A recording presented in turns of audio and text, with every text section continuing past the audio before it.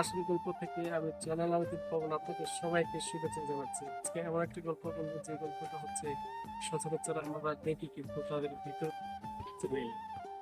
আজকে আমার চাচা আমরা প্রতিদিনই আমরা ওনার কাছ থেকে তরকারি কি আমরা হচ্ছে যে আমাদের এক ধরনের সেবা দিয়ে থাকেন যাদের কাছ থেকে চাচার গল্প শুনি।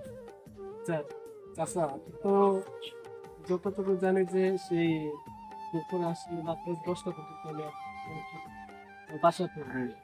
তো এই যে আপনি এই কখন বের হন বাসা থেকে? আমি সকাল 6টা বাজে বাসা থেকে বাইরে গিয়া মাল পাল কিন না 2টা 2:30টা দিকে বস্তা তুলে গাড়ি সারি 4টা এই ব্যস্ত ব্যস্ত 11টা আর কখন তো পারবো 1টা 1:30 বাজে বাইরে তাহলে আপনি ঘুমান কয় ঘন্টা? এই আল্লাহ পাক আমার ঘুম যতটুকু দিছে ততটুকু কিন্তু এক টাকা যে ঘুমান 6টা 2টা কয় ঘন্টা? 6 ঘন্টা।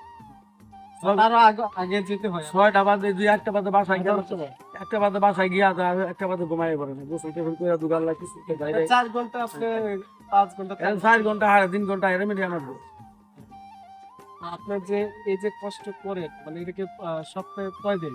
সপ্তাহে 6 দিন সপ্তাহের ভিতরে 6 দিন 6 দিন না? আপনি আপনার ছেলে মেয়ে আছে? ছেলে মেয়ে 2 মেয়ে এক ছেলে ওনার কি আপনার ইনভিটেশন করে এই যে আপনার এখন দুজনে বিয়া দিয়ে লাইছি ছেলের বিয়া করে লাইছি এখন হলো আল্লাহ পাকের দরবার চাইতাছি আল্লাহ আমার বিয়া কবে লাগছে তার কথা হলো যে এই বয়সে যে আপনার এত শক্তি বা এত এই শক্তিটা পান করতে গিয়ে এটা আল্লাহ শক্তি আমার দেয় আল্লাহ শক্তি দেয় আল্লাহ আমার কাইন্ডা খাওয়ার ব্যবস্থা আল্লাহ পাক শক্তি দেয় আমি করে খাই আচ্ছা চাচা ধন্যবাদ আপনাদের জন্য। আল্লাহ হাফেজ।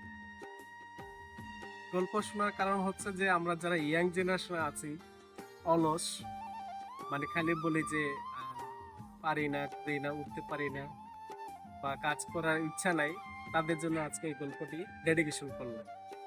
যদি এই গল্প বা এই ভিডিও ভালো লেগে থাকে তাহলে আপনারা সবাই লাইক করবেন, কমেন্ট করবেন, শেয়ার করবেন এন্ড সাবস্ক্রাইব করবেন। আপনাদের সবাইকে ধন্যবাদ।